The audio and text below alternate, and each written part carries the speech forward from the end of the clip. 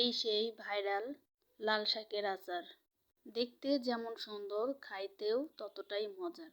আসসালামু আলাইকুম, সবাই কেমন আছেন? আশা করি সবাই ভালো আছে। আমি আজকে লাল শাক দিয়ে আচার বানিয়ে দেখাবো। তো আচারের জন্য আমি 1 মুঠা লাল শাক নিয়ে নিয়েছি।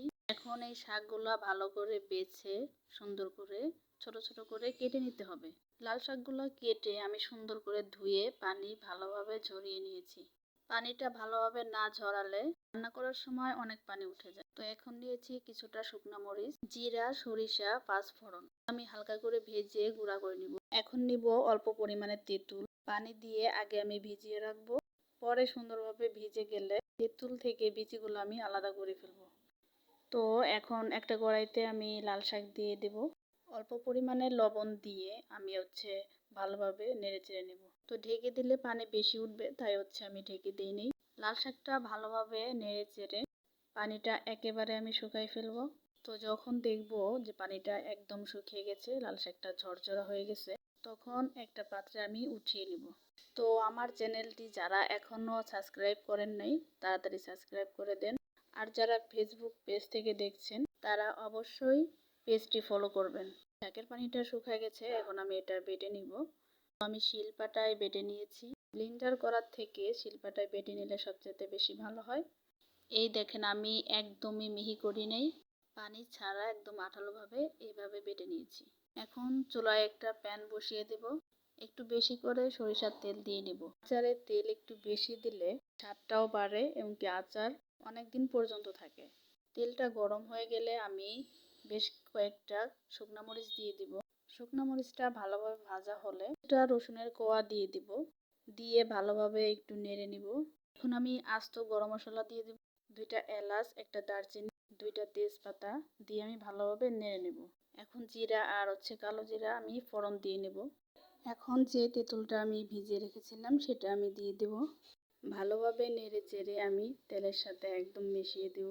চুলার আঁচটা কিন্তু কমানো আছে, নাহলে পুড়ে যাবে।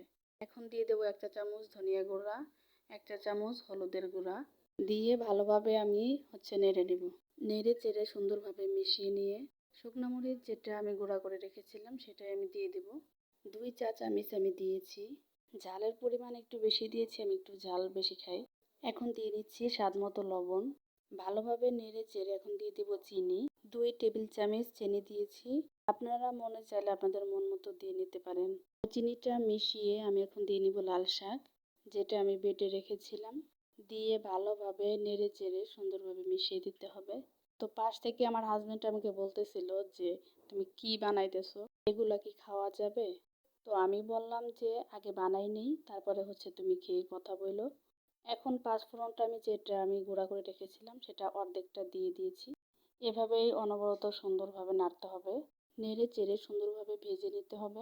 তো জালটা কিন্তু অবশ্যই কমিয়ে দিতে হবে, না হলে কিন্তু নিচে পুড়ে যাবে। এখন দেখেন আচার থেকে তেল বের হয়ে আসতেছে। আমার আচারটা কিন্তু হয়ে গেছে প্রায়। তো শেষের দিকে আমি পাঁচফোড়নের যে বাকিটা অংশ সেটা আমি দিয়ে দিব। দিয়ে ভালোভাবে নেড়ে চেড়ে নিব। এই দেখেন আমার আচারটা কিন্তু এখন হয়ে গেছে, অনেক তেল বের হয়েছে। আমি এখন আচারটা নামিয়ে নিব। নামিয়ে একটা প্লেটে সার্ভ করে আমি দেখাবো যে আচারটা কেমন হয়েছে। আচারটা কিন্তু অনেক ঝাল ঝাল হয়েছিল, যার কারণে অনেক মজাও হয়েছিল। তো এই দেখেন আমি প্লেটে সার্ভ করে নিয়েছি। তো এতটা সুন্দর লাগতেছিল, বলার বাইরে। খেতেও অসাধারণ হয়েছিল, কোনো আচারের সাথে তুলনা হয় না। মনেই হচ্ছিল না যে এটা লাল শাকের আচার। তো সবাই একবার হলেও বাসায় ট্রাই করবে। আর কেমন হয়েছে আমাকে অবশ্যই কমেন্টে জানাবেন। সবাই ভালো থাকবেন।